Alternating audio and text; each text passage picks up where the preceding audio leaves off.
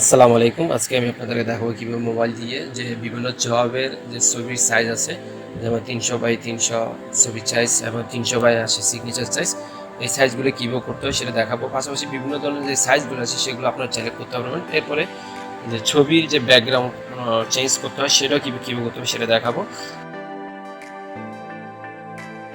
এরপর আমি এখান থেকে আমার একটা পছন্দের ছবি নিলাম, নেওয়ার পরে এডিট অপশানে ক্লিক করলাম, এডিট থেকে ক্রপ টুলে ক্লিক করলাম।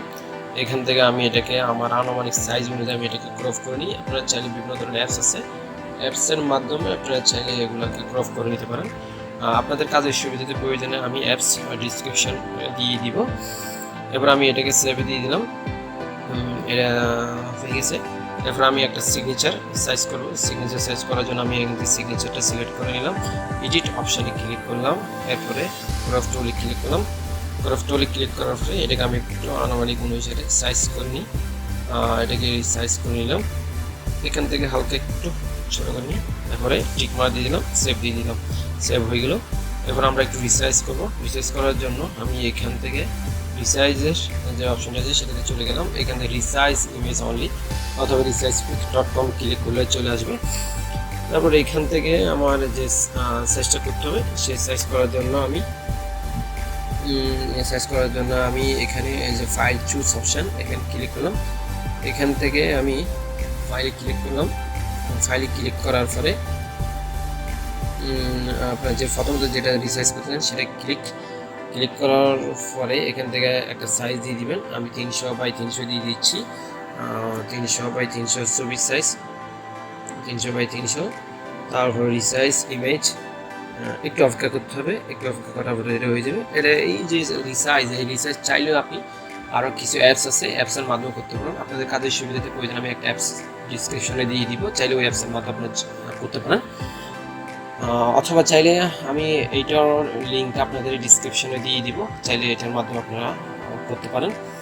একটু ওয়েট করলে হয়ে যাবে, এখনও হয়নি, একটু সময় নিচ্ছে।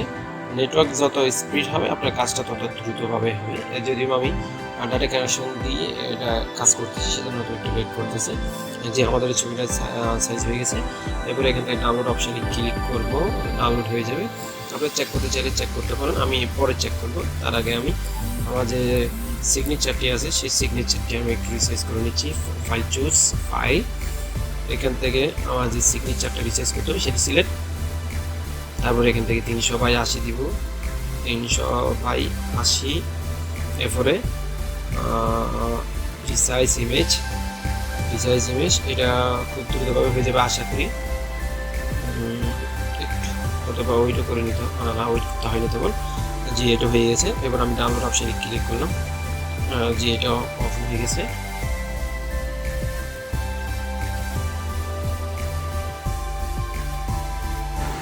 এখন আপনাদেরকে দেখাবো কিভাবে যে ছবিটা রিসাইজ করছি সেটা কীভাবে ব্যাকগ্রাউন্ড চেঞ্জ করতে হয় সেটা দেখাবো।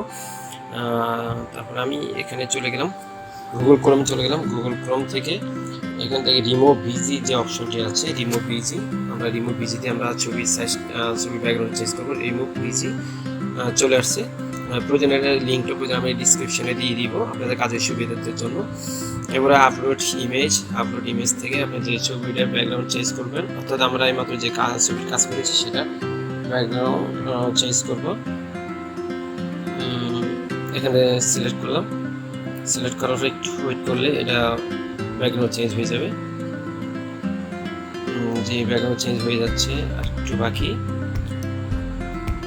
আমাদের ভিডিও যদি আপনার কোনো কাজে যদি উপকার করে থাকে অবশ্যই লাইক কমেন্ট শেয়ার করে অবশ্যই একটু পাশে থাকবেন এবং বেল আইকনটি অল করে দেবেন। জি, আমাদের কাজটা হয়ে গেছে।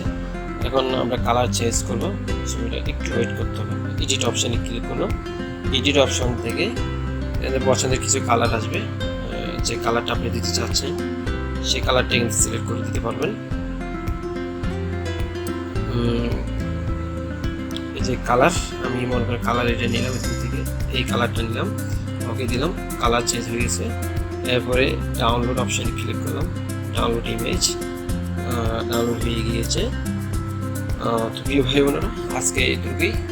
পরবর্তী ভিডিও পাওয়ার জন্য অবশ্যই আমাদের পাশে থাকবেন, লাইক কমেন্ট শেয়ার করে অবশ্যই সাবস্ক্রাইব করে পাশে থাকবেন। ধন্যবাদ।